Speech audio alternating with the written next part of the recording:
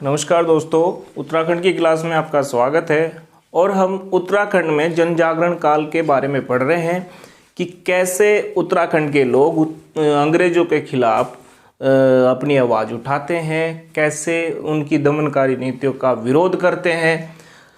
इसकी शुरुआत हमने कर दी थी, जैसे डिबेटिंग क्लब की स्थापना भी हो गई थी, अल्मोड़ा अखबार की शुरुआत हो गई थी। और बच्चों, हमने बात करी थी गढ़वाल डिबेटिंग क्लब की भी 1885 में उसकी स्थापना हो गई थी। गाँव में सुचारू रूप से अंग्रेजों के खिलाफ आवाज़ उठ रही थी। गढ़वाल में इसका कुछ असर कम दिखाई दे रहा था, लेकिन 1900 आते आते 1900 में जब हम एंटर करेंगे तब गढ़वाल में भी इसका व्यापक असर होगा। और गढ़वाल में व्यापक असर क्या होता है, पहले ही साल गढ़वाल यूनियन की स्थापना होती है। उसी से हम गढ़वाल में आंदोलन की शुरुआत की बात करते हैं, जागरण काल की शुरुआत की बात करते हैं। कैसे गढ़वाल में भी उत्तराखंड में जागरण काल।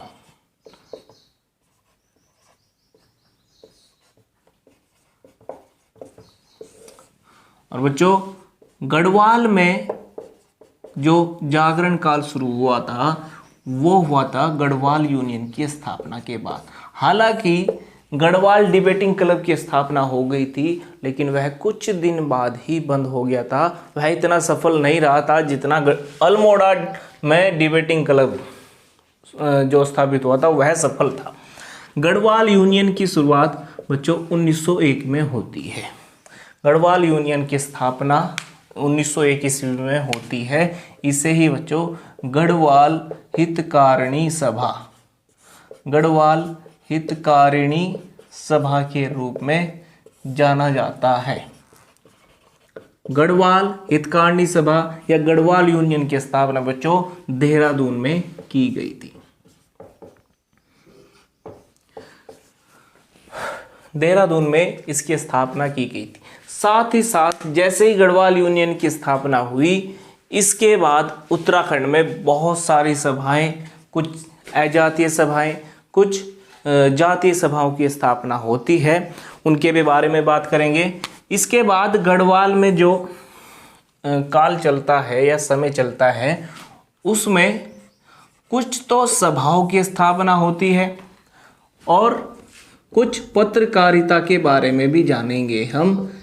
ये दोनों एक दूसरे से रिलेटेड थे, सभा और पत्रकारिता।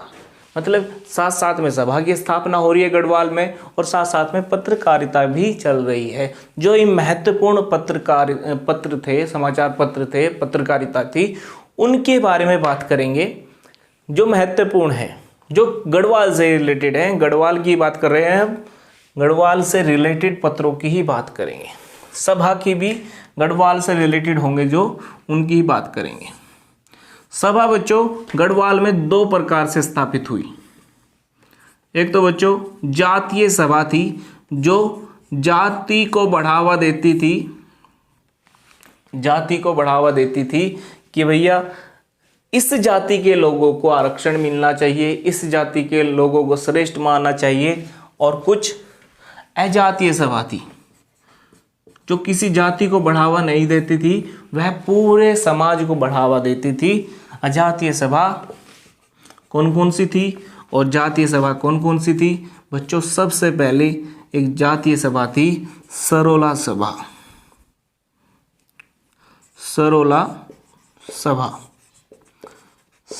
सभा की स्थापना तारादत्त गैरोला ने की थी। तारादत्त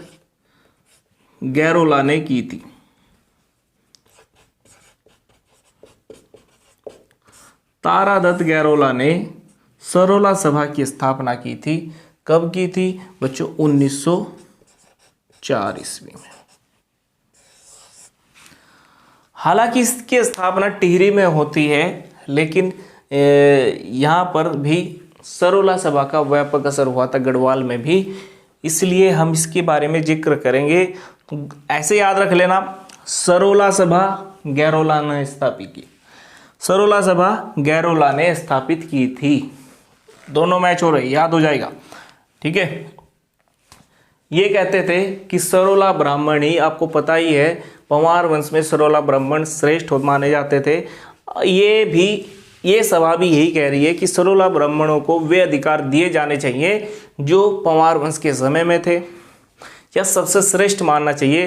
तंगाणी वगैरह के ब्राह्मण जो हैं वे निम्न दर्जे के माने जाएंगे।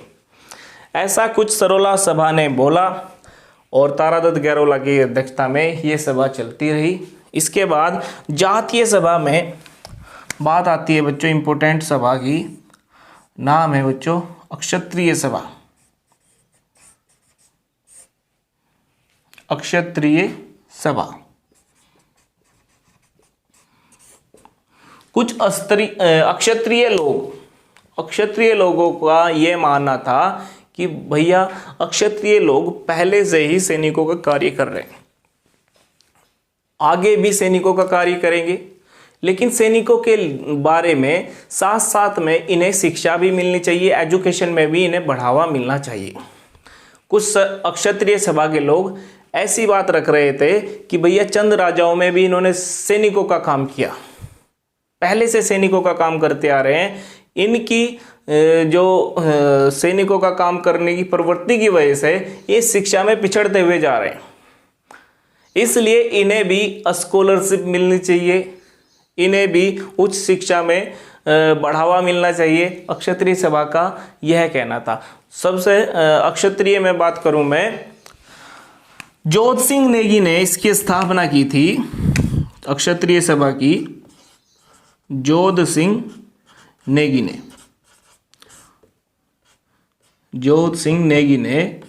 अक्षत्रिय सभा की स्थापना की थी।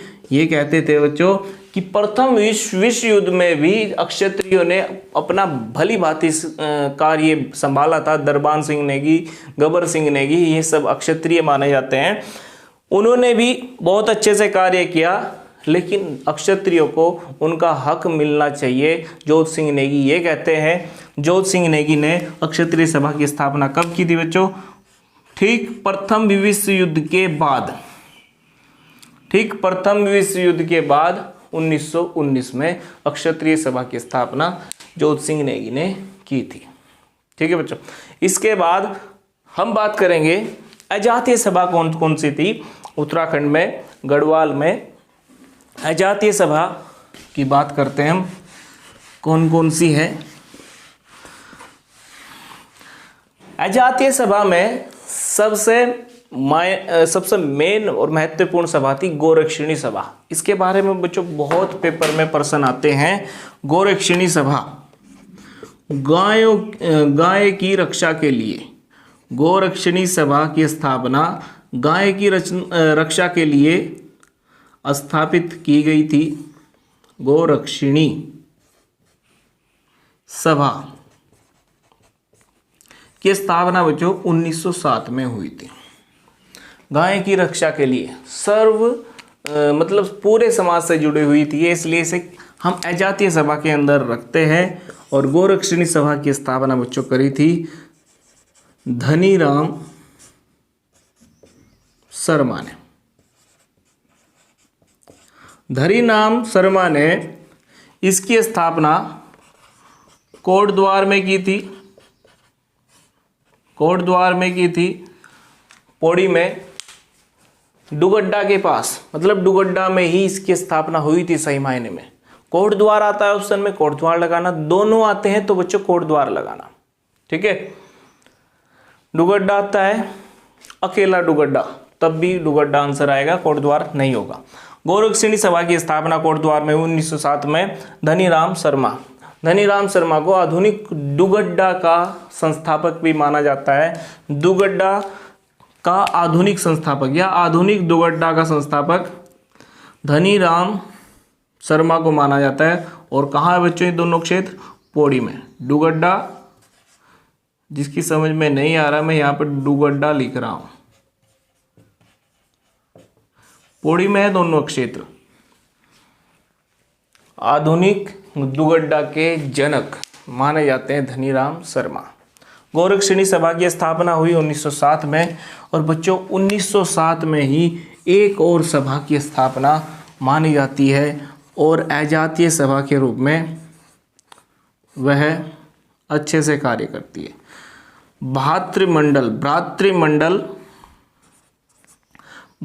भातृमंडल एक सभा स्थापित हुई 1907 में लखनऊ में। किसने स्थापित करी? मथुरा प्रसाद नेथानी ने। मथुरा प्रसाद नेथानी। बच्चों लखनऊ में यह ज़्यादा दिन नहीं रही। भातृमंडल सभा की स्थापना लखनऊ में 1907 में हुई। 1908 में ही इसका मुख्यालय कोटद्वार में स्थापित कर दिया था। कोटद्वार में स्थापित किया था। कब किया था इसका मुख्यालय कोटद्वार में? 1908 में। पहले इसकी स्थापना लखनऊ में की गई थी और कोटद्वार में इसका मुख्यालय कब कर दिया था? 1908 ईस्वी में। गोरक्षणी सभा और भातृमंडल की स्थापना कब हुई? तो बताना बच्चों 1907 में हुई थी और इसका मुख्यालय 1908 में कोटद्वार लेकर आए थे भातृमंडल सभा का।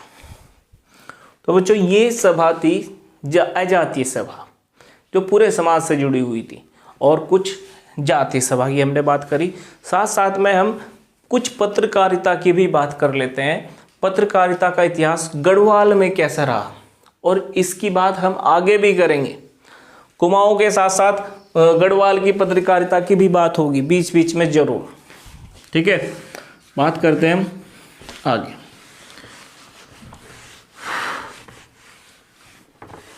गढ़वाल में पत्रकारिता की शुरुआत होती है बच्चों गढ़वाल समाचार पत्र से। गढ़वाल समाचार पत्र। गढ़वाल समाचार पत्र की शुरुआत हुई थी बच्चों 1902 में। गढ़वाल समाचार पत्र स्थापित हुआ था गिरिजादत्त नेथानी द्वारा। गिरिजादत्त नेथानी द्वारा यह अखबार शुरू हुआ था। कब हुआ था? 1902 में। गढ़वाल का पहला समाचार पत्र है। ठीक है, हालांकि 2 साल बाद ही इसे बंद करना पड़ा था। यह अखबार केवल 2 साल चला था, 4 में बंद हुआ, लेकिन फिर से 1912 में स्टोबेल प्रेस से फिर से यह निकाला जाता है गढ़वाल समाचार पत्र। मासिक होते थे ये समाचार पत्र। 1914 में दैनिक समाचार पत्र बनेंगे, आगे बात करेंगे इनकी। पहला अगर पूछे गढ़वाल का पहला समाचार पत्र गिरिजादत्त नेथानी द्वारा निकाला गया था 1902 में। बच्चों एक समाचार पत्र जो गढ़वाल के लोग हैं उनके लिए बहुत इंपॉर्टेंट है। गढ़वाली समाचार पत्र, इसका नाम गढ़वाल है, इसका नाम गढ़वाली है। याद रखना बच्चों, गढ़वाली समाचार पत्र की शुरुआत हुई थी बच्चों 1905 में और इसकी जो शुरुआत की थी गढ़वाल हितकारिणी सभा या गढ़वाल यूनियन ने की थी देहरादून से। गढ़वाली समाचार पत्र की शुरुआत देहरादून से हुई थी। किस संगठन ने की थी? गढ़वाल यूनियन ने इस समाचार पत्र की शुरुआत की थी 1905 में। और बच्चों यह हिंदी का समाचार पत्र है। यह हिंदी का समाचार पत्र है। कभी आप इसे गढ़वाली बता दो। और अल्मोड़ा अखबार भी हिंदी का समाचार पत्र है, कभी आप उसको गढ़वाली या कुमाऊनी बता दो। ठीक है, ये सब हिंदी के समाचार पत्र हैं। गढ़वाली समाचार पत्र विशाल कीर्ति है। उत्तराखंड का पहला गढ़वाली समाचार पत्र विशाल कीर्ति है, उसके बारे में भी बात करेंगे हम। भाई गढ़वाल का है विशाल कीर्ति, उसका भी जिक्र कर लेते हैं साथ साथ में। कौन सा है? विशाल कीर्ति। विशाल कीर्ति समाचार पत्र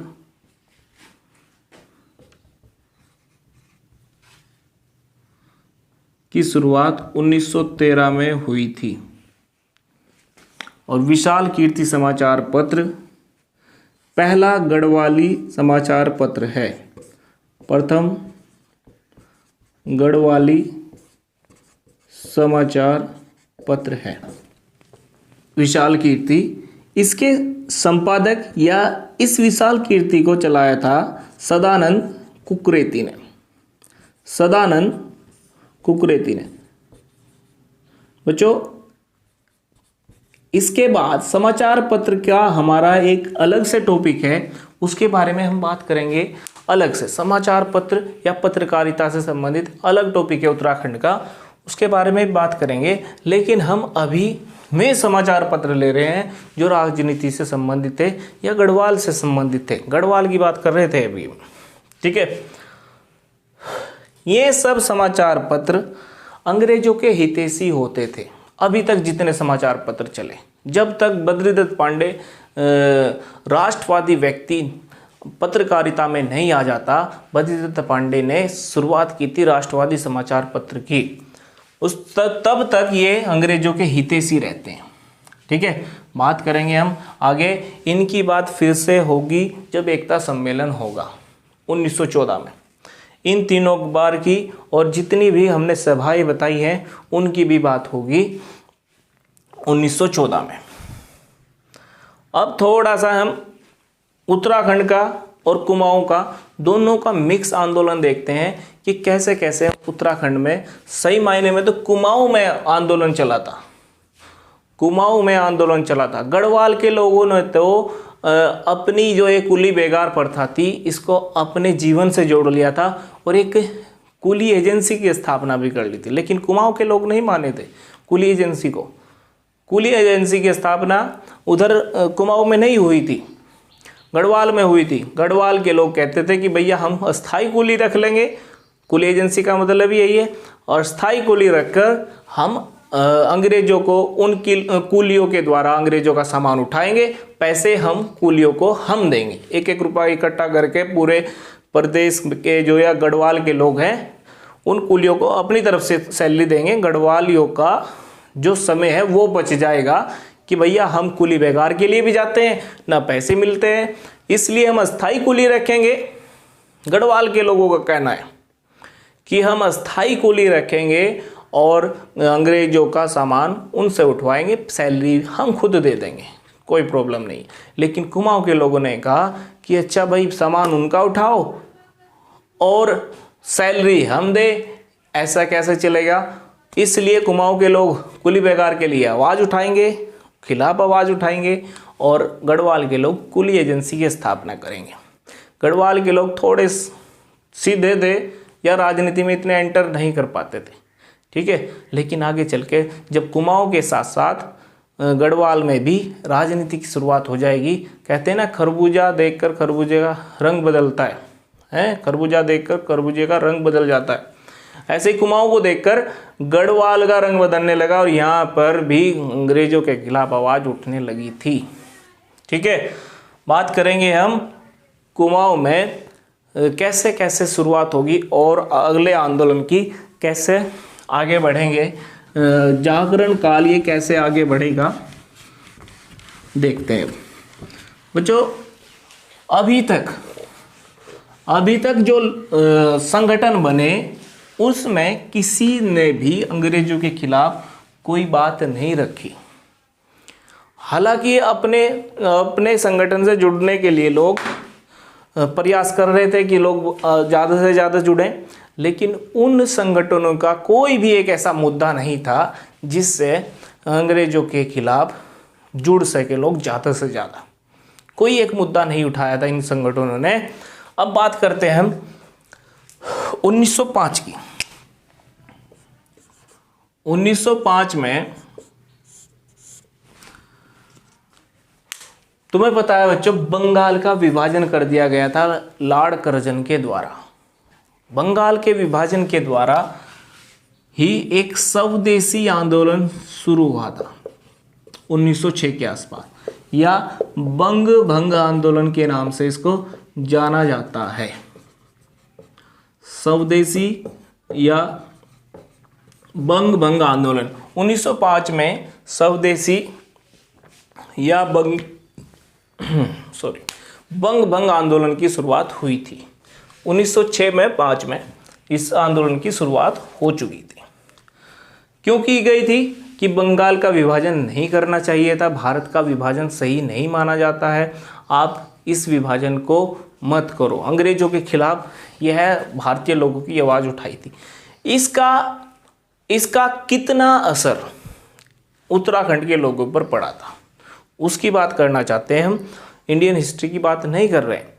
उत्तराखंड में इस आंदोलन का कितना असर था? देखो, अब दौर बदल चुका था। जो लोग गोरखाओं का शासन देख चुके थे उनकी मृत्यु होने लगी थी, मतलब वे जाने लगे थे, और नया युवा उत्तराखंड में एंटर या उत्तराखंड की राजनीति में एंटर होने लगा था। जिसने गोरखाओं का शासन नहीं देखा था उससे क्या पता गोरखा कितना अत्याचार करते थे और अंग्रेज कितने सही थे गोरखाओं से, उन्हें तो नहीं पता था। भाई मैं आपको ये कहने लगूं कि भैया गोरखाओं का शासन अत्याचारी था, आप मान लोगे कि हाँ ठीक है अत्याचारी था, लेकिन आपने फेस तो नहीं किया। आपने तो मान लिया अंग्रेजों का कह दे, आपको अंग्रेजों का अत्याचारी शासन था, आप उसको भी कह दोगे कि हाँ अत्याचारी शासन था।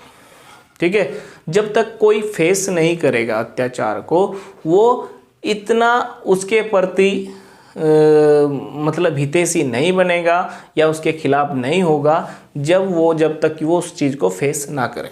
जैसे उत्तराखंड के लोगों ने गोरखाओं का शासन देखा था, उसके बाद अंग्रेज आए, अंग्रेजों ने अच्छे काम किए, गोरखाओं ने बेकार काम किए। वे गोरखाओं के शासन से मतलब ना खुश थे और अंग्रेजों के शासन से खुश थे। लेकिन वे लोग जिन्होंने गोरखाओं का शासन देखा था वे अब गुजर चुके थे, उनका समय खत्म हो चुका था। अब जिन्होंने गोरखाओं का शासन नहीं देखा था वे अब एंट्री करते हैं गढ़वाल में, कुमाऊं में। उन्हें तो बस ये लग रहा है कि अंग्रेजों का ही शासन अत्याचारी है। गोरखाओं का शासन बता रहे हैं आप, लेकिन अंग्रेजों का ही शासन अत्याचारी है। इस वजह से आज का जो 1905 का युवा था वो जागृत हुआ और राजनीति में एंटर करता हुआ आगे बढ़ता है और स्वदेशी आंदोलन और बंग में हिस्सा कर लेता है। 2 व्यक्ति ऐसे सामने आते हैं जो आगे तक चलेंगे, उत्तराखंड की राजनीति में बहुत आगे तक चलेंगे। 2 व्यक्ति कौन कौन थे? एक तो बच्चों जो जीबी पंत, जो उस समय इलाहाबाद में वकालत की पढ़ाई करने के लिए गए हुए थे, और एक व्यक्ति था बच्चों हरगोविंद पंत, HG पंत। ये इन्होंने फैसला किया कि भैया हम वकालत छोड़कर, वकालत की पढ़ाई तो पूरी हो ही जाएगी, हम एंट्री करते हैं राजनीति में। इन्होंने फैसला किया कि भैया हम स्वदेशी आंदोलन का हिस्सा बनेंगे। इलाहाबाद में ही इन्होंने हिस्सा लिया था स्वदेशी आंदोलन में। और HG पंत भी राजनीति में एंटर होते हैं और GB पंत भी इस राजनीति में एंटर होते हैं। और किससे प्रभावित होकर इन्होंने राजनीति में भाग लिया था तो बताना बच्चों। HG पंत ने बाल गंगाधर तिलक से बहुत प्रभावित थे। हरगोविंद पंत और बाल गंगाधर तिलक इनके राजनीतिक गुरु माने जाते हैं। HG पंत के अगर राजनीतिक गुरु पूछेगा तो बताना बच्चों बाल गंगाधर तिलक। और ये किससे प्रभावित थे, इनके गुरु राजनीतिक गुरु कौन थे तो बताना बच्चों गोखले। ठीक है, गोखले तो जो थे ये इसके राजनीति गुरु हैं, महात्मा गांधी के भी हैं। और बाल गंगाधर तिलक ये भी किसके हैं, GB पंत के राजनीतिक गुरु हैं, गोपाल कृष्ण गोखले और ये बाल गंगाधर तिलक। GB पंत की एंट्री हो चुकी राजनीति में, हरगोविंद पंत की एंट्री हो चुकी। लेकिन बताना बच्चों ये गरम दल से है या नरम दल से? ये गरम दल से जुड़ा हुआ है और ये नरम दल के नेता थे गोखले, ये नरम दल से जुड़े हुए थे। जीबी पंत की भी एंट्री हो गई, एचजी पंत की भी एंट्री हो गई। ये धीरे धीरे कांग्रेस के सम्मेलनों में भाग लेने लगे। इससे पहले कांग्रेस के सम्मेलन में, सबसे पहले सम्मेलन में जवाहरलाल दत्त जोशी भी गए थे 1885 के सम्मेलन में। लेकिन जो वहां पर सुनी, एक कान से सुनी और दूसरे कान से निकाल दी। मतलब क्या है, जो वहां पर बातें सुनते थे कुमाऊं के लोग, वो उत्तराखंड के धरातल पर लागू नहीं कर पाते थे अब तक। अपने वहां सुनी बातें और अपने घर जाके ऐसे के ऐसे ही जैसे पहले थे, ठीक है। लेकिन जब ये जीबी पंत और हरगोविंद पंत कुमाऊं कांग्रेस के सम्मेलन में जाएंगे, वहां से जुड़ी हुई बातों को कुमाऊं में एंटर करेंगे या लागू करेंगे, स्थानीय लोगों को उन मुद्दों से जोड़ेंगे। कौन? जीबी पंत और हरगोविंद पंत की एंट्री इनमें कुमाऊं के लोगों के लिए बहुत ही प्रेरणादायी थी। इससे लोग जुड़ेंगे। अब ध्यान से सुनना। अब 1905 का स्वदेशी आंदोलन चल रहा था, इन्होंने भी बहुत ही अच्छा योगदान दिया। इसके बाद 1905 के बाद एक जो जॉर्ज पंचम थे, वो 1911 में भारत आना था उनको। 1911 में भारत आए थे और उन्हीं की खुशी में दिल्ली दरबार का आयोजन किया गया था नरमपंथी द्वारा। जो कांग्रेस के, बताना बच्चों, कांग्रेस का विभाजन कब हुआ था? ध्यान से सुनना। कांग्रेस का विभाजन हुआ था 1907 में। दो धड़ों में बट गई थी कांग्रेस। एक तो नरमपंथी दल था और एक गरमपंथी दल था। गरमपंथी दल में कौन गया होगा उत्तराखंड से? जो बाल गंगाधर तिलक जिनका गुरु था हरगोविंद पंत, गरमपंथी दल से जुड़ गए होंगे, और जीबी पंत नरमपंथी दल से जुड़ गए थे 1907 के बाद। फिर नरमपंथी दल के लोगों ने ही दिल्ली दरबार का आयोजन किया दिल्ली में, ठीक है। लेकिन कुमाऊं पर इसका असर क्या रहा था? दिल्ली दरबार में या जॉर्ज पंचम के आगमन की खुशी में कुमाऊं में भी एक दरबार का आयोजन किया गया था अल्मोड़ा में एक समारोह आयोजित किया गया था 1911 ईस्वी में। अल्मोड़ा में समारोह किसके लिए? जॉर्ज पंचम के भारत आगमन की खुशी में 1911 में एक समारोह आयोजित किया गया। इस समारोह में यहाँ के स्थानीय लोग जुड़े और इसके बाद ये समारोह कौन लेकर आया था यहाँ पर? जीबी पंत। ये भी याद रखना बच्चों, ये जीबी पंत इस समारोह को उत्तराखंड में लेके आता है और दिल्ली दरबार के खुशी में, दिल्ली दरबार के जैसा ही एक समारोह अल्मोड़ा में भी हुआ था। अल्मोड़ा समारोह इसके बोल रहे हैं 1911 में हुआ था जीबी पंत के द्वारा। इस जीबी पंत ने ये अल्मोड़ा समारोह किया। इसी के द्वारा ही अगले साल अल्मोड़ा या कुमाऊं कांग्रेस की स्थापना होगी। कांग्रेस की एक ब्रांच उत्तराखंड में भी खुलने वाली है। अब इससे खुश होकर कांग्रेस ने एक ब्रांच अपनी खोली कुमाऊं में, जिसे बच्चों कहा जाता है कुमाऊं कांग्रेस। इस उत्साह की वजह से कुमाऊं कांग्रेस की स्थापना होती है उत्तराखंड में, और सबसे ज़्यादा श्रेय इसमें किसका था? जीबी पंत का था। कुमाऊं कांग्रेस की स्थापना कब हुई? 1912 ईस्वी में। कुमाऊं कांग्रेस की स्थापना 1912 ईस्वी में हुई थी। दिल्ली दरबार की वजह से हुई थी ये स्थापना। अब इस कुमाऊं कांग्रेस से और ज़्यादा लोग जुड़ेंगे और ये कुमाऊं कांग्रेस जो स्थापित हुई थी 1912 में, इससे उत्तराखंड के लोगों की एंट्री राजनीति में और ज़्यादा बढ़ जाएगी, ठीक है। बात करेंगे हम 1913 ईस्वी की। 1913 ईस्वी में एक महत्वपूर्ण घटना होती है बच्चों, जिसका जिक्र मैंने पहले भी किया है। 1913 ईस्वी में एक महत्वपूर्ण घटना कौन सी होती है? 1913 ईस्वी में अल्मोड़ा अखबार के संपादक, अल्मोड़ा अखबार के संपादक बीडी पांडे, बद्रीदत्त पांडे को बनाया गया था। बीडी पांडे या बद्रीदत्त पांडे को अल्मोड़ा अखबार का संपादक बनाया गया। कब बनाया गया? 1913 ईस्वी में। इसके बाद बच्चों कुमाऊं की राजनीति में नया मोड़ आता है और बच्चों बद्रीदत्त पांडे ने अल्मोड़ा अखबार को एक राष्ट्रवादी अखबार बना दिया था। अंग्रेजों के खिलाफ इसने बहुत ही ज़्यादा से कैंपेन चलाया। मतलब क्या है कि इससे पहले जो अखबार होते थे, अल्मोड़ा अखबार ही नहीं, सारे के सारे अखबार अंग्रेजों के हितैषी होते थे, अंग्रेजों की प्रशंसा करते थे या अंग्रेजों की नीतियों को उसमें प्रकाशित करते थे। इतना काम करने के अलावा अंग्रेजों के खिलाफ आवाज़ नहीं उठाते थे। लेकिन बीडी पांडे ने इस अल्मोड़ा अखबार में अंग्रेजों के खिलाफ बहुत सारी बातें लिखी। इस वजह से 1918 में इसे बंद भी कर दिया गया था। बीडी पांडे अल्मोड़ा अखबार के संपादक कब बने थे? 1913 ईस्वी में।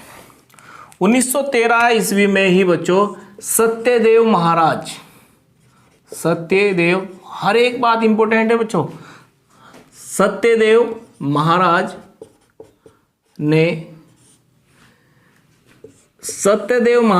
शुद्ध साहित्य सम्मेलन की शुरुआत की थी।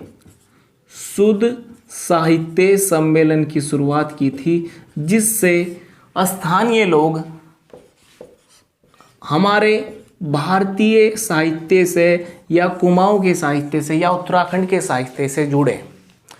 कुमाऊं के लोग या भारत के लोग स्थानीय साहित्य से जुड़े, बाहर के साहित्य से पे डिपेंड ना रहें। और स्थानीय साहित्य में बात होती थी बच्चों स्वतंत्रता की, अंग्रेजों के खिलाफ बात होती थी, अंग्रेजों की नीतियों के खिलाफ बात होती थी। इसलिए सत्यदेव महाराज ने शुद्ध साहित्य सम्मेलन का आयोजन किया था। ठीक है, बात करते हैं 1914 में ही बच्चों एक महत्वपूर्ण घटना क्या होती है। 1914 बहुत ही महत्वपूर्ण ईयर रहा था उत्तराखंड वासियों के लिए। 1914 में बच्चों कुमाऊं कांग्रेस की स्वीकृति के बाद होम रूल की स्थापना हो गई थी उत्तराखंड में। यह बहुत ही कंफ्यूजेबल पर्सन है। होम रूल आंदोलन देश में कब चला तो बताते हैं बच्चों 1916 में चला, लेकिन उत्तराखंड में कब चला? 1914 में। ये क्या कंफ्यूजन है, ध्यान से सुनना भैया। उत्तराखंड भी तो भारत देश के अंदर ही है। अगर प्रश्न पूछा कि होम रूल की शुरुआत भारत में कब हुई तो बताना बच्चों 1916, और उत्तराखंड में कब शुरू हुई तो बताना बच्चों 1914 में हुई थी। ये क्या, कैसे ऐसा हो रहा है, ध्यान से सुनना। राष्ट्रीय कांग्रेस ने 1916 में स्वीकृति दी थी एनी बेसेंट और बाल गंगाधर तिलक को होम रूल लीग आंदोलन चलाने की, 1916 में दी थी। लेकिन राज्य की कुमाऊं कांग्रेस ने होम रूल आंदोलन को पहले ही स्वीकृति दे दी थी। किसके द्वारा चलाया गया था ये आंदोलन बच्चों? बीडी पांडे द्वारा और विक्टर मोहन जोशी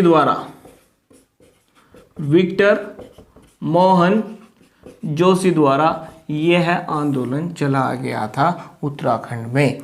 कुमाऊं कांग्रेस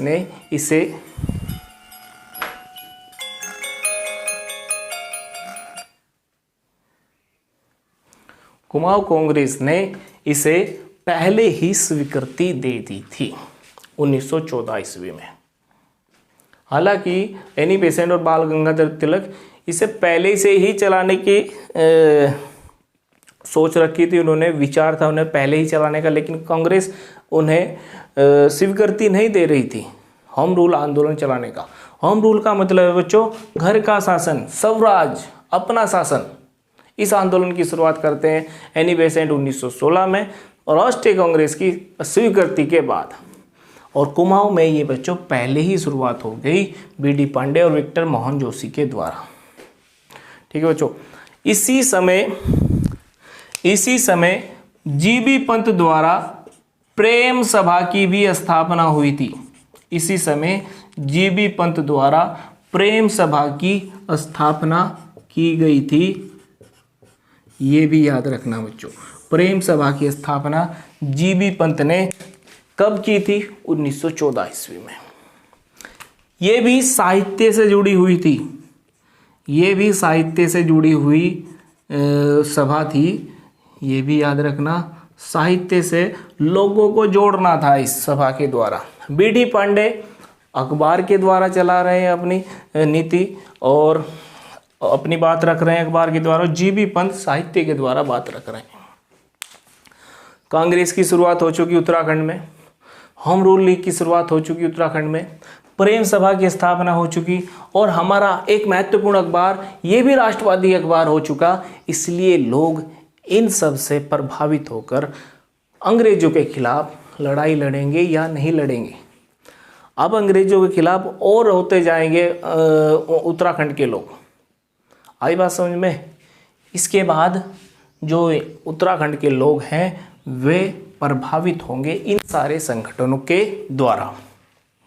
ठीक है, एक महत्वपूर्ण कार्य क्या हुआ बच्चों, ध्यान से सुनना।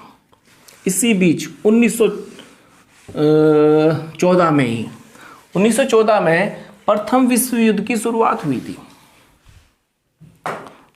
यह भी इंपॉर्टेंट है। प्रथम विश्व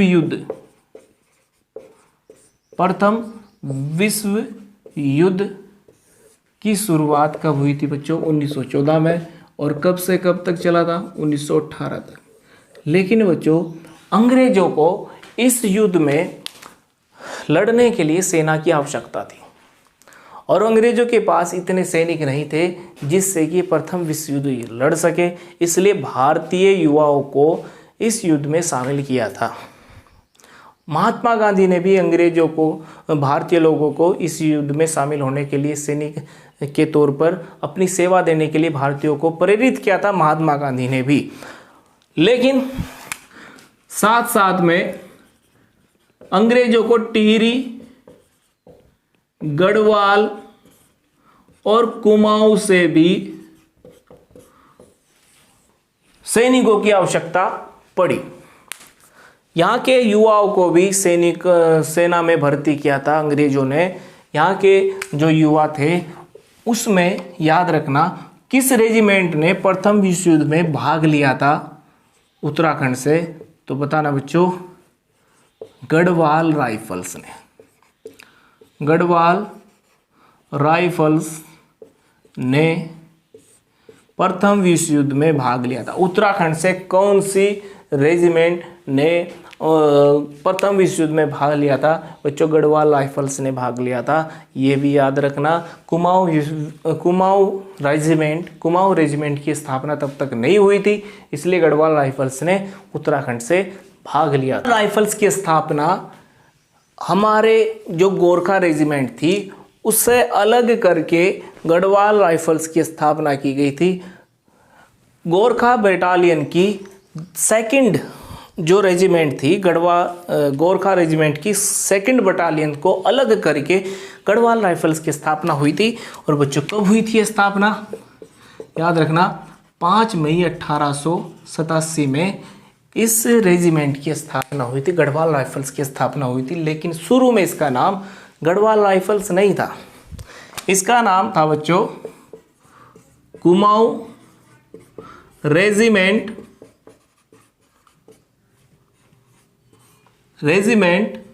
थर्ड।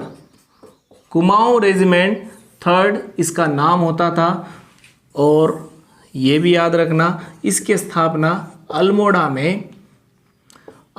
में ईपी मैनवरिंग ने की थी। गढ़वाल राइफल्स की शुरुआत अल्मोड़ा में हुई थी। स्थापना 5 मई 1887 में स्थापना हुई थी। कुमाऊं रेजिमेंट के नाम से स्थापित हुआ था। पहले कुमाऊं रेजिमेंट 3rd के नाम से स्थापित हुआ था गढ़वाल राइफल्स, और इसकी स्थापना करी थी ईपी मैनवरिंग ने। इसका मुख्यालय कालोडांडा या लैंसडाउन में कब लाया गया था? लैंसडाउन में 4 नवंबर 1887 में लेकर आए थे। अल्मोड़ा में ज़्यादा दिन इनका मुख्यालय नहीं रहा गढ़वाल राइफल्स का या कुमाऊं रेजिमेंट 3rd का। ये 4 नवंबर को कहाँ आ गया था? गढ़वाल में लैंसडाउन में स्थापित हो गया था। ठीक है, इसका नाम गढ़वाल रेजिमेंट रखा गया था 1892 ईस्वी में। इसका नाम गढ़वाल रेजिमेंट रखा गया था। गढ़वाल रेजिमेंट कब रखा था बच्चों? बताना। 1892 ईस्वी में। शुरू में इसका नाम कुमाऊं रेजिमेंट 3rd होता था, फिर इसका नाम गढ़वाल रेजिमेंट रखा गया था। अब बात आती है प्रथम विश्व युद्ध में गढ़वाल राइफल्स का योगदान क्या रहा था। प्रथम विश्व युद्ध में गढ़वाल राइफल्स का योगदान यह था कि इसने बच्चों प्रथम विश्व युद्ध में 2 विक्टोरिया क्रॉस प्राप्त किए थे। प्रथम विश्व युद्ध में पूरे भारत में 6 विक्टोरिया क्रॉस मिले थे, और केवल गढ़वाल राइफल्स एक ऐसी राइफल्स की जिसमें 2 विक्टोरिया क्रॉस प्राप्त कर लिए थे। गढ़वाल राइफल्स ने 2 विक्टोरिया क्रॉस प्राप्त किए थे प्रथम विश्व युद्ध में। किसे किसे प्राप्त हुए थे वे किस किस को प्राप्त हुए थे 2 विक्टोरिया क्रॉस? तो बच्चों बताना। एक था दरबान सिंह नेगी, पहला विक्टोरिया क्रॉस मिला था दरबान सिंह नेगी को। कब मिला था बच्चों? 1914 ईस्वी में। बताना कहाँ का है ये दरबान सिंह नेगी, कहाँ के थे? दरबान सिंह नेगी कहाँ के थे? याद रखना बच्चों। पहला विक्टोरिया क्रॉस किसे मिला था बच्चों? दरबान सिंह नेगी को। कब मिला था? 1914 में। दरबान सिंह नेगी चमोली के कपाड़ती गांव से संबंधित है। कपाड़ती चमोली से संबंधित है। ये भी याद रखना कि बच्चों दरबान सिंह नेगी का पैतृक गांव क्या था? कपाड़ती गांव चमोली। बच्चों कौन से युद्ध में इन्होंने लड़ाई लड़ी थी और इन्हें विक्टोरिया क्रॉस दिया गया था? याद रखना, फ्रांस